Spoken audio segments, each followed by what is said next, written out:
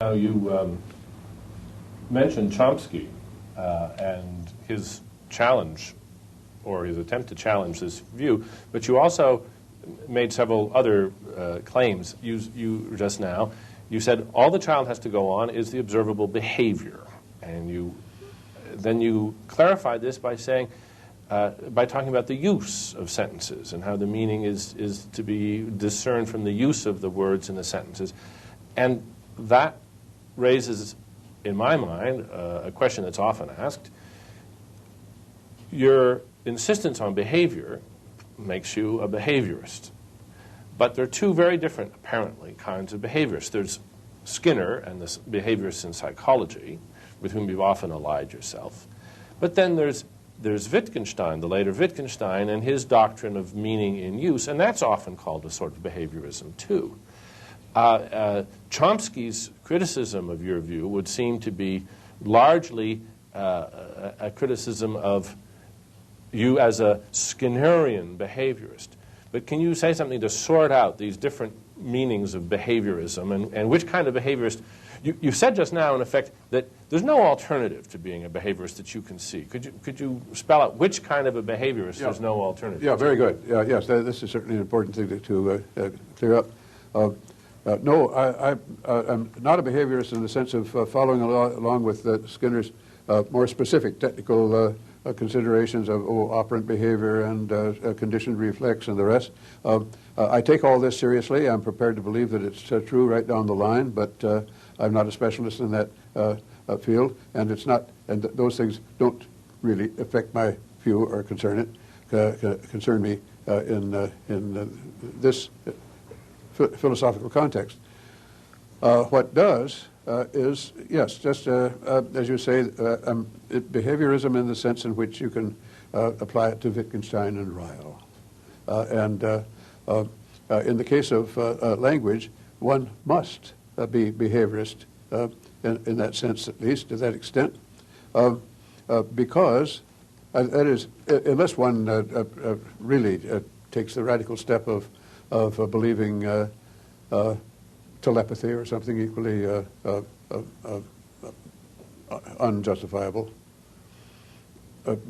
because we learn language by the external manifestations. We learn words for our most inward, undetectable experiences, well, pain, but then joy or satisfaction. We learn these words and apply them to ourselves and to others, yes. But we learn them also only by external manifestations, seeing the circumstances in which people use them, maybe divining their feelings partly by their facial expressions, and of course, we're very good at that. This is largely innate, this faculty. That's been established by observing infants just shortly after birth and how they'll respond to facial expressions, so I read.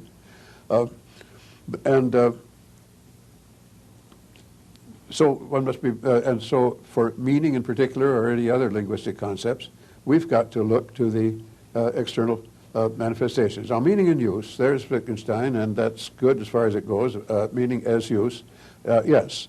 But you can't leave it at that simply as use. No two expressions have the same use. They can't. It's physically impossible. Because if you use an expression, you can't use any other expression, them and there, in place of it. You can't say two of them at once. So they no two expressions have the same use.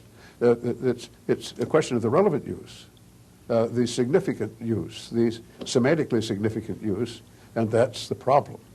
That's where the problem comes in. That's not the solution.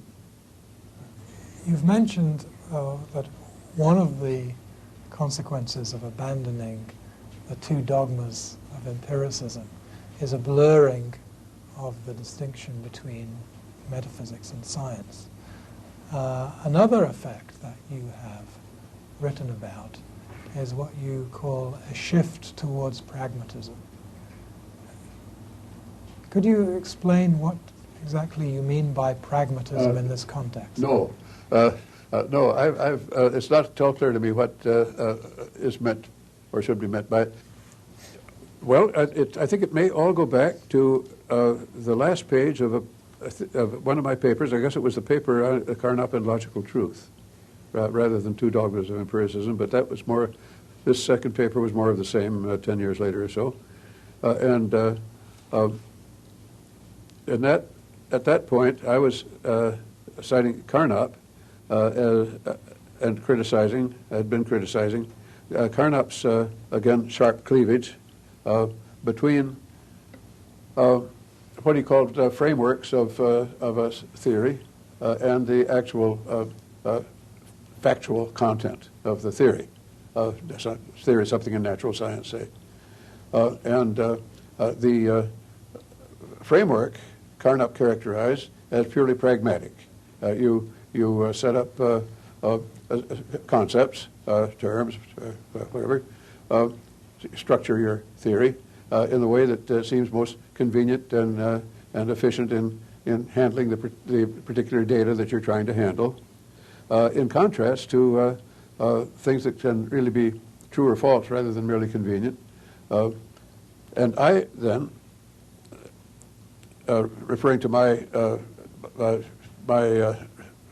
rubbing out of that demarcation, I said, yes, I agree with Carnap on what he says about the framework, but I am the more thoroughgoing pragmatist in that I would carry this attitude right through to the factual statements themselves, none of which, after all, are simply sense experience, reports of it. The pragmatist right down the line. I think maybe I rang C.I. Lewis into that too. He was, I think, in some respects, his view was rather like Carnap's. Well, there was this ostensibly, in fact, really, if you take it in isolation, literal confession of faith. So I can't really blame people for classifying me as a pragmatist, but as I say, I never quite satisfied myself as to what it meant. I'm an empiricist. You're an empiricist, and you're also a naturalist who blurs the demarcation between science and philosophy. Yet a lot of people would say, a lot of scientists are in the habit of saying that the task of science is to discover the essences of things, to get right down to the essence of living things or matter or whatever. And right in Two Dogmas of Empiricism, you make it clear that you have not much faith in the concept of an essence. And you say, meaning is what essence becomes when it is divorced from the object of reference and wedded to the word. So your challenge to meaning is also a challenge to the very idea of essence. Could you tell us something more about that? It is indeed, and when the scientist says of science that that it's after the essence of things, this scientist has deserted his last and is trespassing on ground that he's not sufficiently familiar with, namely philosophy. Philosophy of his own science. Yes, certainly that's the way of looking at things. Now, here again, it's a matter of rubbing out a boundary, because some traits of, in respect of scientific theory and the prediction of observation, systematizing our sense experience, some traits of some things are more important than others, and loosely speaking, then they're thought to be regarded as essential, and we make classifications according to these, and these are what become the definition of the species or genus or whatever it may be. But that's a matter of explaining the words which have been set up pragmatically. We'd like to ask you about what you take the implications of your central ideas to be for the various departments of philosophy: epistemology, metaphysics, logic, ethics, the philosophy of science, and so on. Well, beginning with epistemology, this is the area in which addresses problems surrounding the concept of knowledge. Here you've recommended an approach that you call naturalized epistemology, and in which these questions are to be dealt with by the biological sciences, as I understand it. Is there any role for philosophy in epistemology naturalized?